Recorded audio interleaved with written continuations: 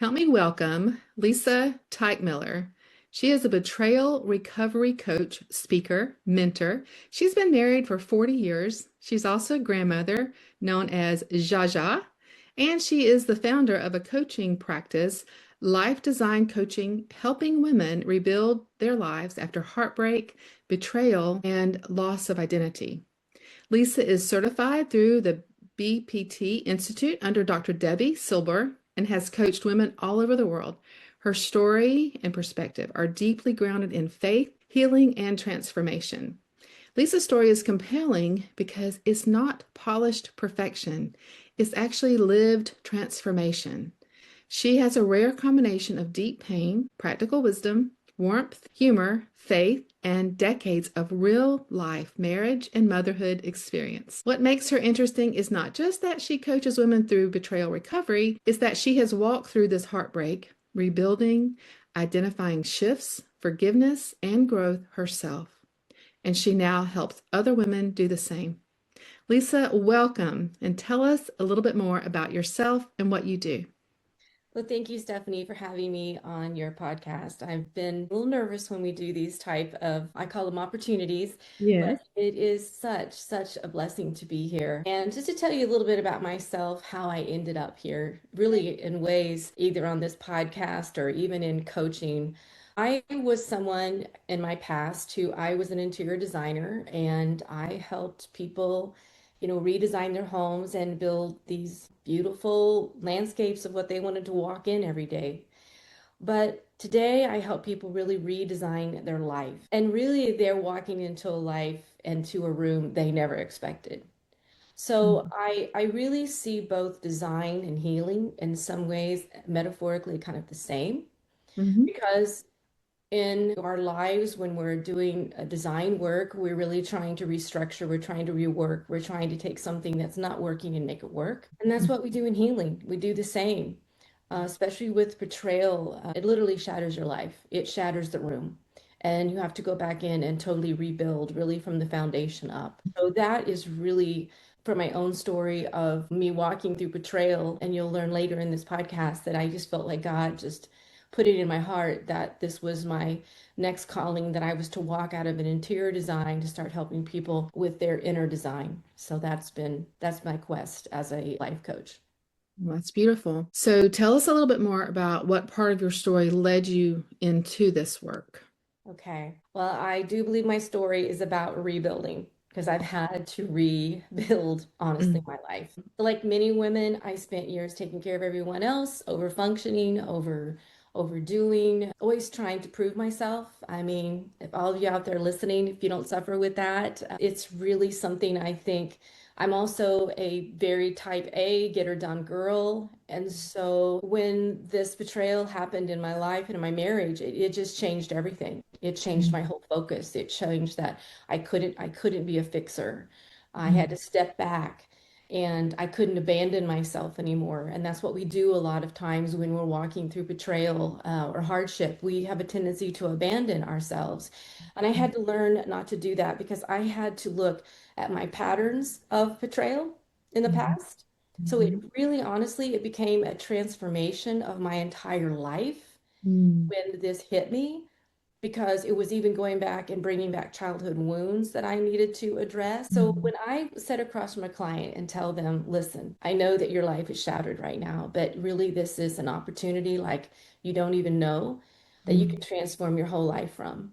Mm. Because I do believe as a coach, and I personally have experienced that you really have to choose healing because if you don't, you just let your life just completely stay in the past. Mm. And we all know that we need to live in the present, which is hard That's because right. what we do, we're haunted by the past and then we're fearful of the future. And Mm. that's what I try to help my clients with their nervous systems in our sessions to really just how do we stay in the present? How do we take that next breath? But Mm. one thing too, I just want to share over time, God has been using the hardest seasons of my life Mm. and really molding me, shaping my compassion and really my wisdom to Mhm. really help clients to become whole again. Mm.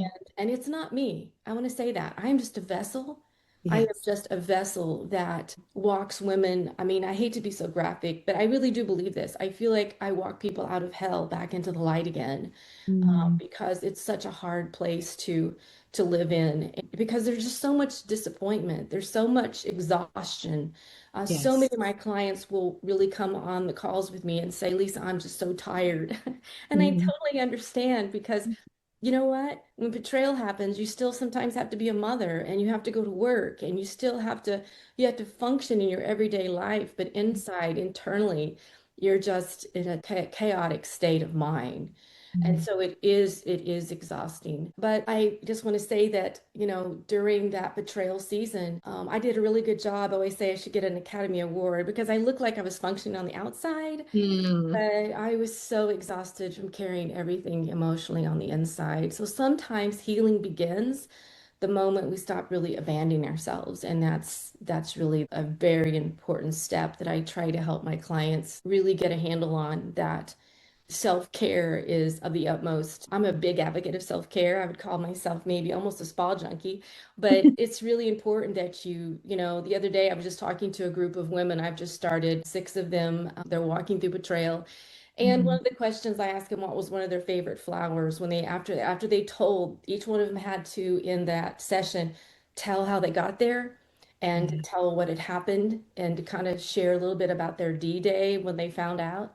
And Mm, after they had to tell that, they had to share them what their favorite flower was. And I'm sure mm. that they were wondering, like, what is this about, right? So at the end of our session, I said, I know it's crazy that I had you share, your really hard season and a really hard part of your story.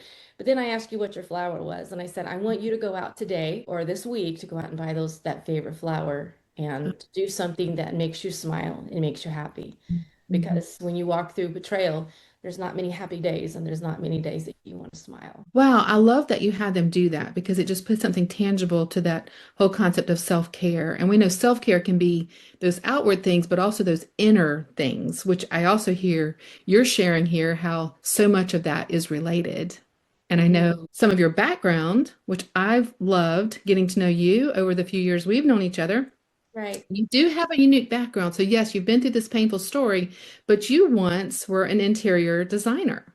hmm And I know you see some connections. So can you explain to us how do you see that connecting to the work that you do today? Well, for years, I helped people pick out paint and stone and new layouts and textures and all those fun things. By the way, I want you to know being an interior designer is not all just fun and fluff. It is a lot of stress and deadlines, and there's a whole lot of other technical things behind being an interior designer than just what the finished product looked like. So I want to give a shout out to all interior designers out there. It's a lot of hard work, but I think what the correlation for me is that I used to do that with clients, but now I'm helping clients determine new boundaries, new identity, a new Mhm, space. What's the new space going to look like in mhm, their mental state, right?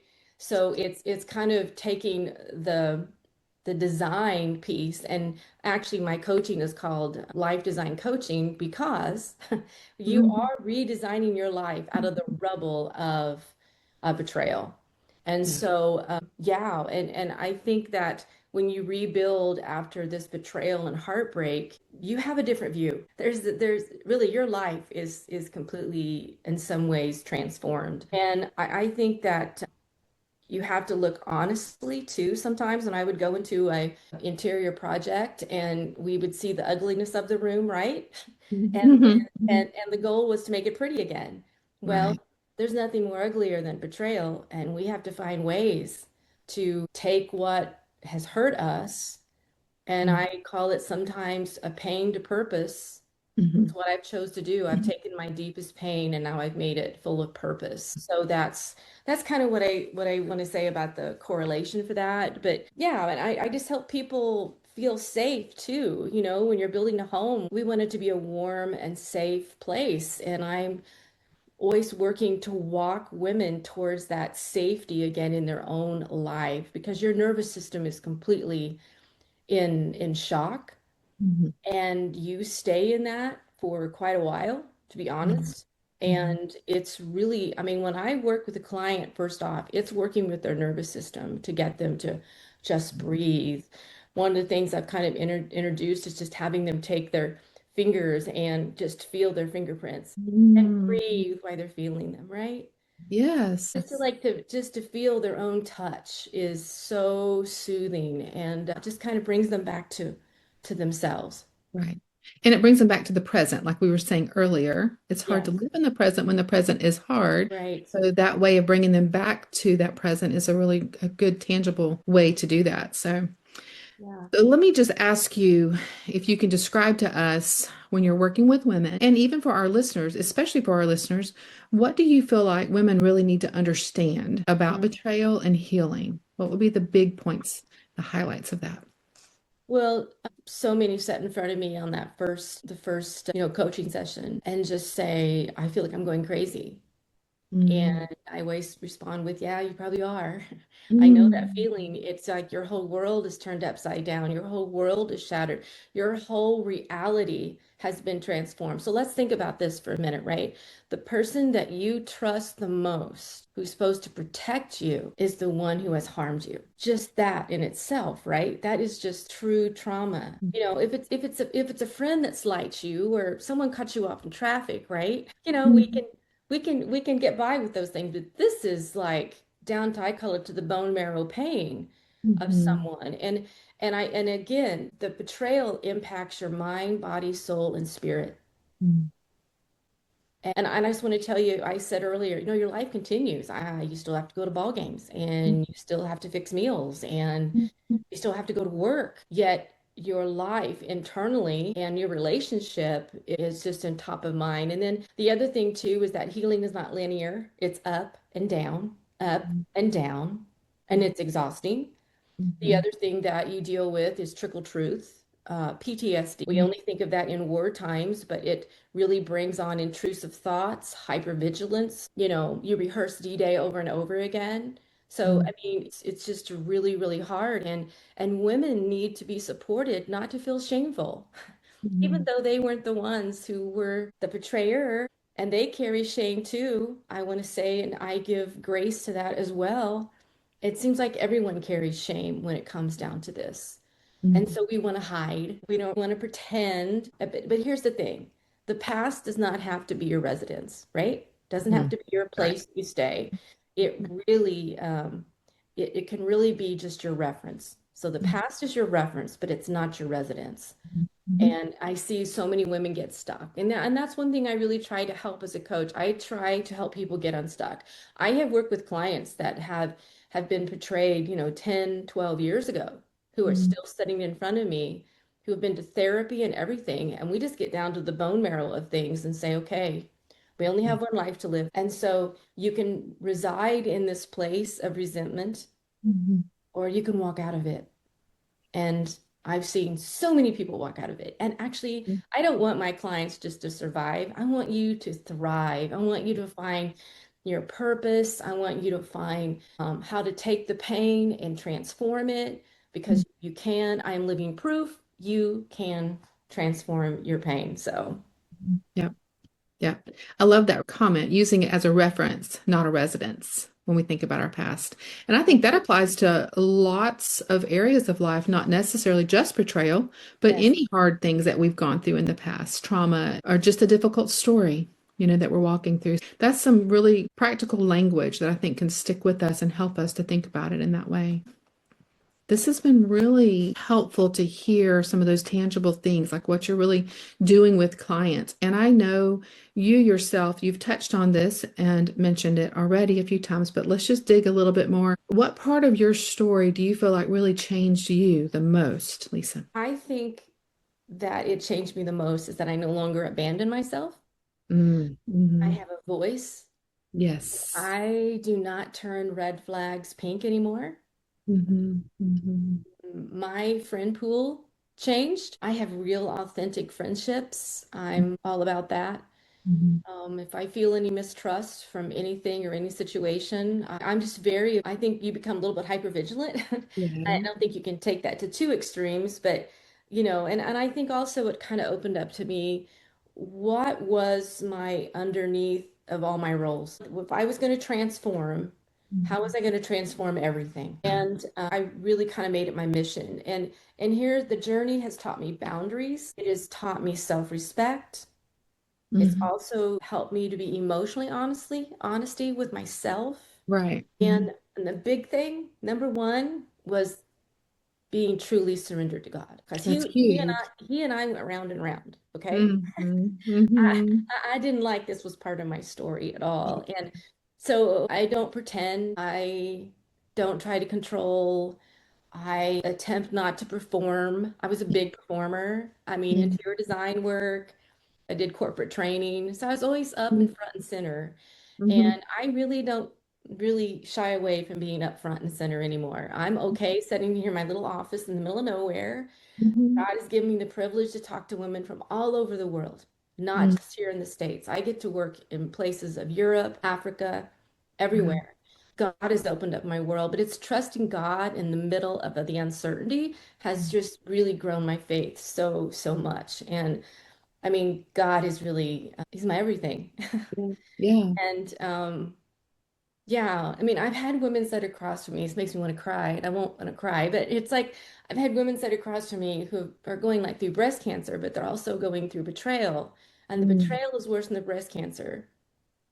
I've had women sit across from me who have lost children, but say the Mm. betrayal is worse than what they experienced, you know? So it's like, you know, I don't really understand if you've not been through it. Can you really understand the devastation that it brings to your entire life? Because it shatters everything. It changes all your relationships too. So Mhm. you're not just rebuilding back a marriage, you're rebuilding back a life, and you're rebuilding relationships with other people because your identity and trust have been so damaged. Yeah. But there's just a really good point I want to say about that. You know, our identity is in Christ.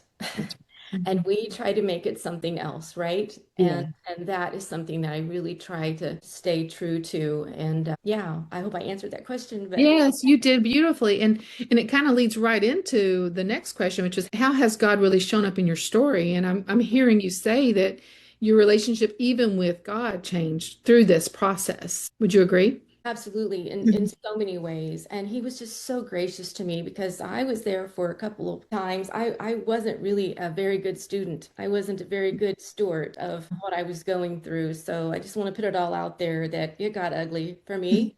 Mhm. And anyone listening would probably understand what I'm talking about. But I guess mostly I want to say is that God just really took his time with me and rebuilt me little by little. And I'm so gracious for that. I mean, through scriptures, through people. Sometimes he'd talk to me through the radio. I swear there'd be some sermon on, and I'm like, that sermon is just for me that's on the radio. And it was just amazing. And I think one of the biggest ways God showed me was teaching me that pain did not disqualify me Ah, because I felt yes. so disqualified. I felt Mhm. like, well, you know, no one's going to think I'm credible. No one's going to think because the shame that comes with this and what society has done such a great job of making Mhm. that, you know, if you're the one who was betrayed, there must be something certainly wrong with you. And Mhm. then we go back to our childhood wounds of either it's I'm not loved, I'm not enough, I'm not secure. All of those things start showing up. And so God was so gracious to me and he put a fire in me that at this point I think I don't know if my count's totally accurate, but I think I've walked at least 575 women through betrayal to healing. And I want Incredible. I leave this world, I want 1,000 that I can help because that was my goal that I would literally pray to God, God, you get me on the other side of this. Mhm. Um, I'm going to be a warrior for you. I want to help people. I didn't have anyone, Stephanie. My Mhm. journey was very alone. We live out in the middle of nowhere. There really wasn't what I would call great counseling. We finally, I haven't really talked about my husband, and I want to share something too that I want to be very sensitive about to, you know, all your listeners. So you're listening to me and you see me on the other side, and maybe you're in the middle of this. Maybe your D-Day is just a month ago, or you're going through a really painful divorce. Maybe you're in separation, or maybe you're just in limbo. You think there's something wrong with your marriage, but you don't know what it is yet. I just want to say that, you know, God is there for you. And we got to take the judgment off of what's the right thing to do sometimes in our marriages because some marriages don't work. They don't. It takes two people to reconcile. Here's what happens with betrayal. already the person who's betraying has some real character flaws and Mhm. needs to work on some things, right? Because we don't betray people when we're supposed to be loving, right? That's exactly right, right. Right. But the other thing is once that you found out you've been betrayed, then you become unhealthy, right? So then you have two unhealthy people trying to build something back. So I always say you need to separate, and I don't mean physically or like, I don't mean go to different homes or anything. Or if that works for you, that's fine. But I'm just saying you have to separate almost your healing part where you go and get your healing, they get their healing.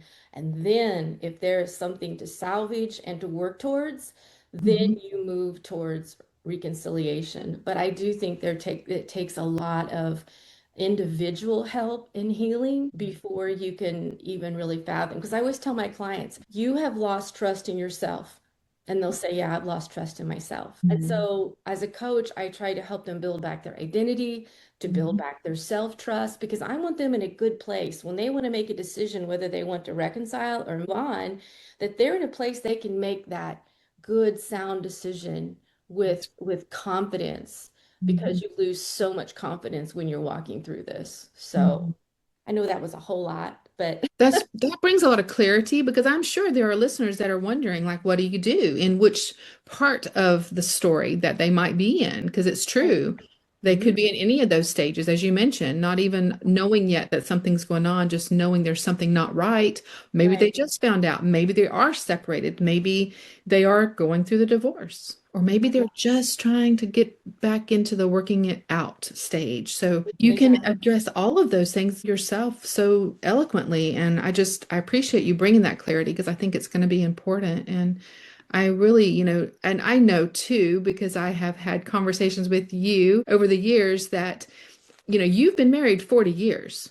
So Hmm. marriage has obviously taught you some beautiful things as well as hard things. So I'm sure Right. it would be a good place to come back to now and maybe share some of that with us as well. Well, this is kind of cute. My husband and I, we were talking about me being on this podcast, and he is such a supporter of me. I mean, think about it. It's just amazing. He actually called me up and prayed for me before I even got on this podcast. So if that tells you how Mhm. far our relationship and marriage has grown, I just want to hope that would give somebody some hope out there that people Yeah, can change. But here's the thing, marriage is not built by perfect people, right? that's right. Yeah. And so we had to go through a lot of growth and humility and, my gosh, just a total rebuilding of one another. I mean, God's grace has been so abundant for both of us. My husband often says how grateful he is that God woke him up. And Mhm. one of the things that we always, no one else knows this but us at the table, that when we're sitting with all of our children, we'll always kind of wink at each other like, wow. And we did Mhm. not stay together for the kids. So I want to make that sure because that statement could sound like that.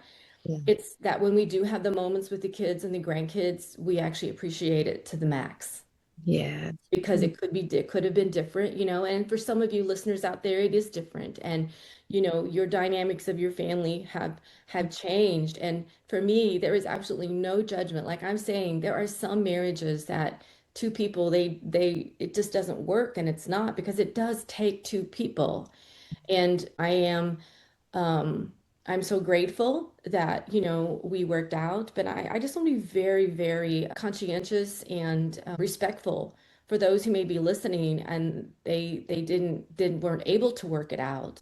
Sometimes it just doesn't work. And I work with all clients, divorced. I walked people through divorce, all of that. So I'm really a judgment-free zone. I have very Right. little judgment on all of that because each one of our stories are so different, just like our fingerprints, as we started out talking about. That's I right. mean, every one of our stories is different. Mhm. All those six women that I heard their betrayal stories on Tuesday morning, every story totally different, right?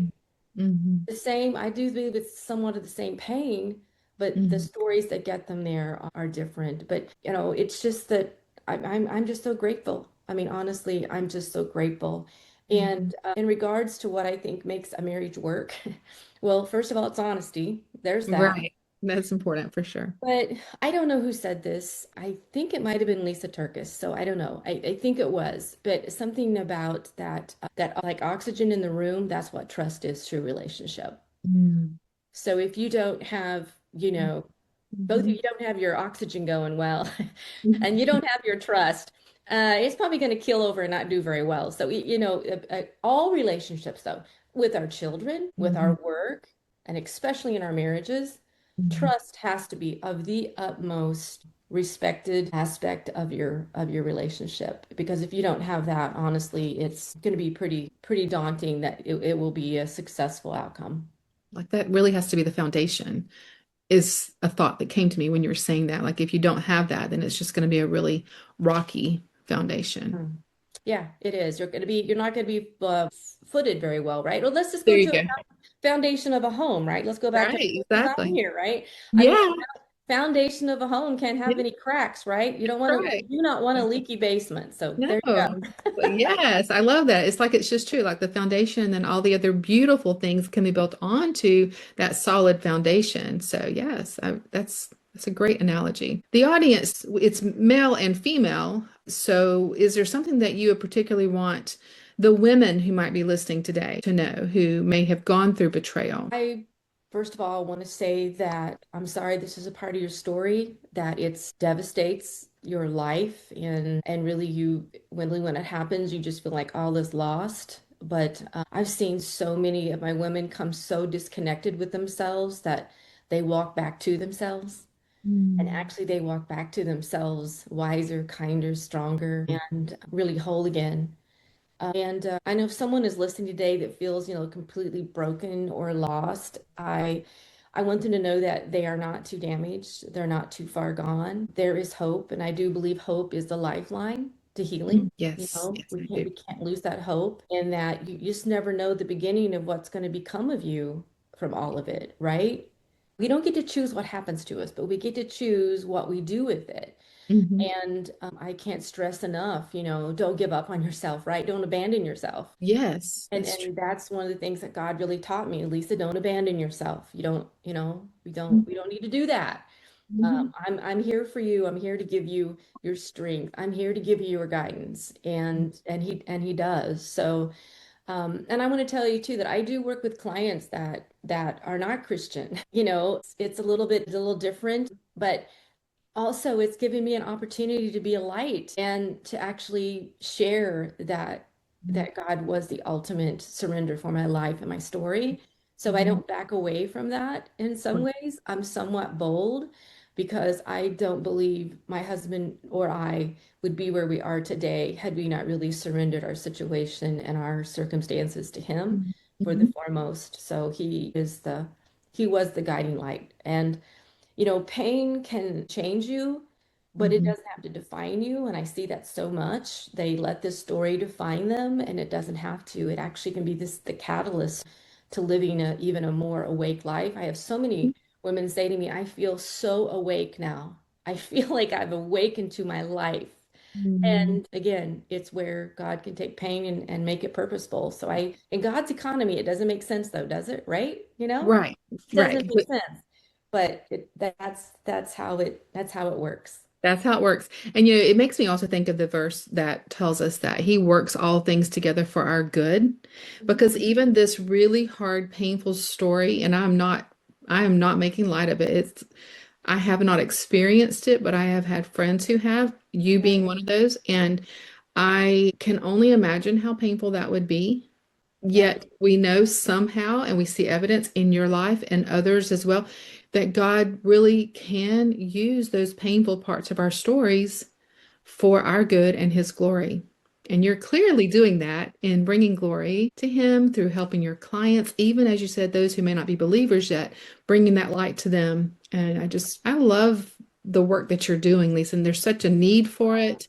And I do hope if someone's listening today, they'll reach out to you. All of her details will be in the show notes so that you can reach directly out to Lisa if you are experiencing betrayal and you just want to have a conversation with her and maybe just get that started because I do highly recommend Lisa for this particular area of coaching. I just think she is such an expert in it, partly because of her own experience. And as you're hearing her today, she has a goal to reach 1,000 because that's that many more Well, lives that are it's not a changed. goal you really want. It's so relevant and it's happening. Yeah, So yeah, that for sure.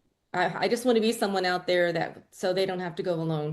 Yes, yes, exactly. And as we are wrapping up, we know it's really so much bigger than obviously that number. And I would say that you may very well reach many more thousands after that. And I don't want, as you said, I don't want anyone to walk through it, but I do genuinely want those people who are walking through it to get this kind of help that they need. And Yes. for them to find their voice, to them to bring in that shame and all of that to the light, because we know shame wants to live and can only live in isolation. But when it's brought to the light and they are given wise counsel, which you obviously give, then they can have this type of an ending to their story where they get to Yes. enjoy whatever their path is. It may not always be restoration, I realize that, but whatever it is that God leads them towards, that they will be able to also have a victorious, ending of their story, or maybe even next chapter of their story, not necessarily just the ending, right? This is like I another whole chapter. I think it's beautiful what you just said. That was absolutely perfectly said. So thank you. Thank you for Yeah, adding that. for sure. Perfect. Just perfect. Well, is there one thing that you would like to leave with our listeners as we wrap up?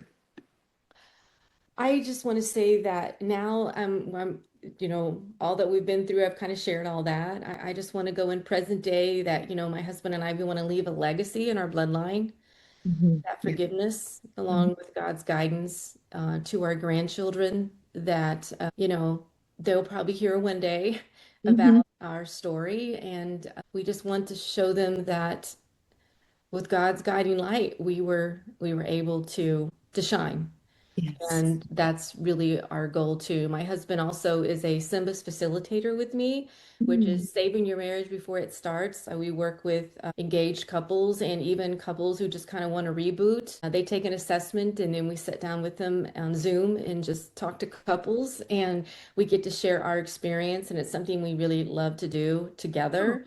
So yeah. we actually do marriage work together. So that's been really helpful. He doesn't really work so much on where I work one-on-one with betrayal with women, but he does help me with the with couples, and it's just been a really fun thing to interject. And we also get to share what doesn't work for sure. So Right. yeah, Yeah. yeah. Great. I love that y'all are getting to work together. I didn't realize that part, so I appreciate you including that. As you described, sitting there at the table with your family is the ultimate, right? But then you have this little cherry on the top that you get the opportunity to help other couples start out in a really good way. That's Right. beautiful. Yeah, it has been. It's been really, really something we really enjoy doing together. Yeah. As I mentioned, you guys can find Lisa in our show notes below. You can also just simply go to lisateichmiller.com. We'll just say that one in case they're listening and driving and can't reach those show notes yet.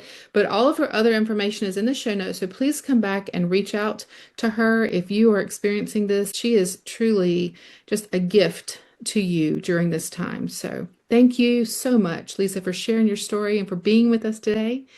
Just really thankful for you and for all you're doing that's bringing God so much glory. Thank you. Thank you, Stephanie. Appreciate you for giving me this opportunity. Thank you so much. You're so welcome.